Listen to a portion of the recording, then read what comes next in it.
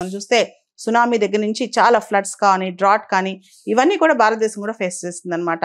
Climate risk index గత 30 సంవత్సరాలుగా 1995 నుంచి 2024 వరకు ఇండియా ర్యాంకింగ్ చూస్తే ఇండియాస్ ర్యాంక్ 9th అనమాట. అంటే ఎక్స్ట్రీమ్ వెదర్ ఈవెంట్స్ ఇండియాలో దాదాపు ఈ 30 సంవత్సరాల్లో 430 ఈవెంట్స్ అయినాయంట. దాదాపు ఈ క్లైమేట్ రిస్క్ వల్ల 80,000 మంది చనిపోయారంటే ఇండియాలో.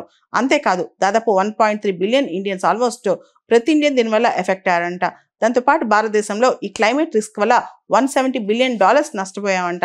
ముఖ్యంగా క్లైమేట్ రిస్క్ సంబంధించి భారతదేశానికి సంబంధించి పెద్ద పెద్ద ఎపిసోడ్ చూసుకుంటే గుజరాత్ సైక్లోన్ 1998 కావచ్చు, ఒడిశా సూపర్ సైక్లోన్ 1999 కావచ్చు, ఉత్తరాఖండ్ ఫ్లడ్స్ 2013 కావచ్చు, మహారాష్ట్ర త్రిపురలో 2019 ఫ్లడ్స్ కావచ్చు, సైక్లోన్ యాంఫన్ ఏదైతే 2020లో వచ్చిందో అది కావచ్చు. ఇలా చూస్తే కనుక ఇండియాలో కూడా మేజర్ క్లైమేట్ రిస్క్ ఈవెంట్స్ అనేవి చాలా ఎమర్జీ అయినాయి, అక్కరయ్యాయి అంటున్నారనమాట. దాంతోపాటు భారతదేశంలో హీట్ వేవ్స్ కావచ్చు, ఫ్లడ్స్, సైక్లోన్స్ కావచ్చు, డ్రాట్ కావచ్చు, ఇవన్నీ కూడా విపరీతంగా పెరగడం కూడా ఈ క్లైమేట్ రిస్క్ ఇండెక్స్లో ఇండియా ర్యాంక్ వర్స్ట్ అయిందనమాట. అంటే మన ఫస్ట్ ర్యాంక్ అంటే వర్స్ట్ అన్నది ఇండియా ర్యాంక్ 9th ర్యాంక్ అనమాట. చూస్తే ఈ 9th ర్యాంక్ ఈ 4 to 10 ర్యాంక్స్లో సెయింట్ విన్సెంట్ ఐలాండ్స్ కావచ్చు, హైతీ కావచ్చు, ఫిలిప్పైన్స్ కావచ్చు, ఇండియా కావచ్చు, ఇలాంటి దేశాలు ఉన్నాయి. సో క్లైమేట్ రిస్క్లో ఇండియా పైన కూడా చాలా ఎఫెక్ట్ పడుతుందని చెప్పి ఈ జర్మన్ వాచ్ అనే సంస్థ చెప్తుంది.